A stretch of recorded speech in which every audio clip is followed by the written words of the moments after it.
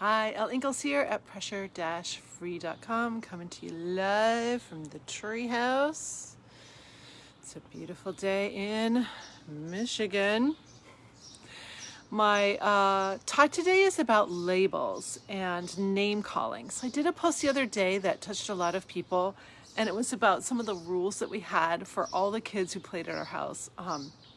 We had every kind of kid play at our house. Growing up, we were like the neighborhood park. And we had a rule that there was no name calling. So no like, oh, you're stupid or turkey brain or any of those things that pop in people's heads that are kind of those name calling things. Because I've really been a proponent for my whole life that words can really be powerful, and words can rise us up. Words can really cut us down. And in the course of my coaching, I've noticed too that labels, whether you've been given a diagnosis or you have a label, you've labeled yourself. Sometimes we label ourselves with labels that aren't very helpful.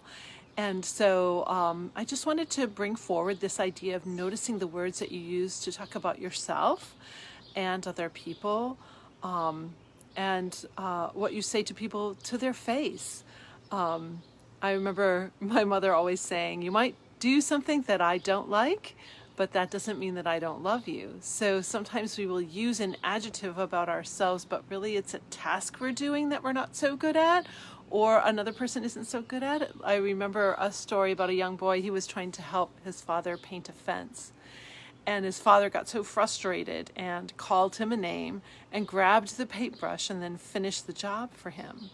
So the little boy didn't even feel that he could do anything right. Like, I can't even paint a fence correctly because I'm this name that he was called. And so our words are powerful. How we talk to each other and how we share that. The labels that we use are really powerful too. And sometimes they're just so really not accurate about who we really are. And again, diagnoses. So I've worked with a lot of clients, both adults and children, who have been diagnosed ADD or ADHD. And one of the first things I will say to them is oh my gosh, so you're brilliant.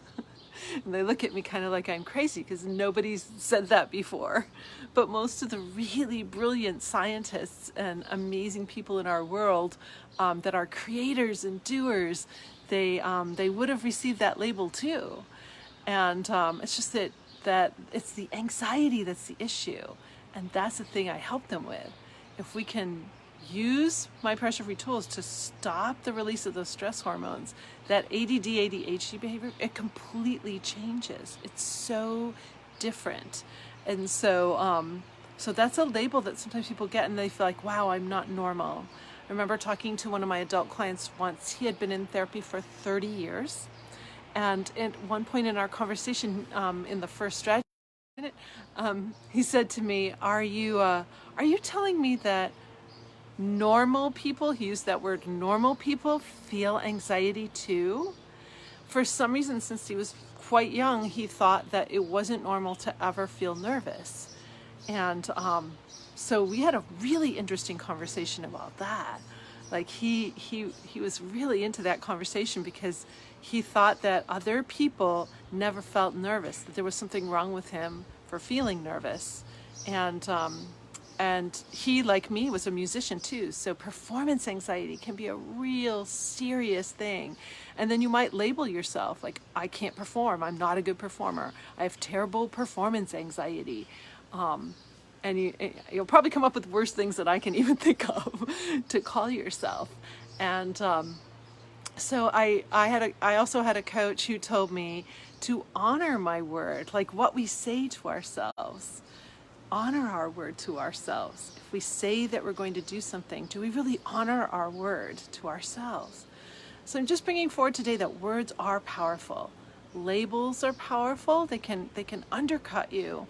You can also rest on your laurels and think, wow, I'm this and I'm that and I have all these achievements, and you can rest on your laurels when you're going to have something different happen in your life, and there will be a new challenge, and that degree might not help you at all, or whatever it is, the laurel that you're resting on. So, so again, labels, name calling. Some of our name calling, it's like inherited. We heard our parents call people names, or my father-in-law, he was hilarious, but he did have all these really funny ways that he would describe people. Like if someone was a real academic like me, he would call me a macadamia nut, right? So sometimes it's like us being creative, but watch to make sure that it's not hurtful, that it's not hurting someone. Because I think sometimes this name calling stuff and the words that we use in the labeling, it can hurt us at the very soul level. So that's my little pressure-free tip today, is just to watch your words and watch the labeling, watch the name calling, and maybe, I know for me, I just had to get a little quiet in certain circumstances because I would just kind of try to be clever and blurt out some things, and it wasn't being clever. It actually had a little bit of malice in it.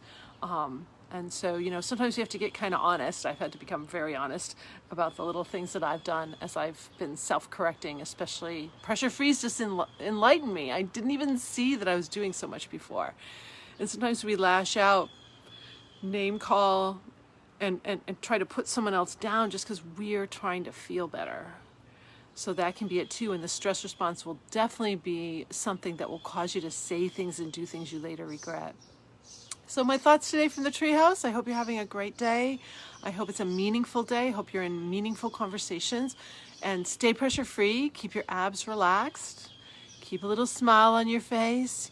You know, dial in, and in those meaningful conversations, really listen. Be a good listener, and you don't have to respond if you have nothing to say yet. If you have to take it in and think about it, be honest about that. We don't have to be constantly, you know, blasting all the time. It's really great to listen, and then choose your words. Choose your words for yourself, and choose your words for others. Have a great, I see Michelle's on, and Terry, my neighbor. So nice to have you on today. If you're watching this on the replay on LinkedIn, Instagram, wherever you are, I'm Elle Ingalls. I'm the creator of the Pressure Free Method, and I'm here to help. So just private message me, send me a little email at elle@pressure-free.com, and we can connect. So Michelle saying this was something I was related. Oh, nice. Great. I'm so glad you're here. So I wish you a great pressure-free day. The name calling thing, I just can't tell you how many kids, mostly boys, though we had some girls play in our yard. We're so grateful to be in a place where there wasn't that kind of name calling going on. We did have nicknames. There were nicknames, but they were usually not at all derogatory. So have a great pressure-free day. Bye.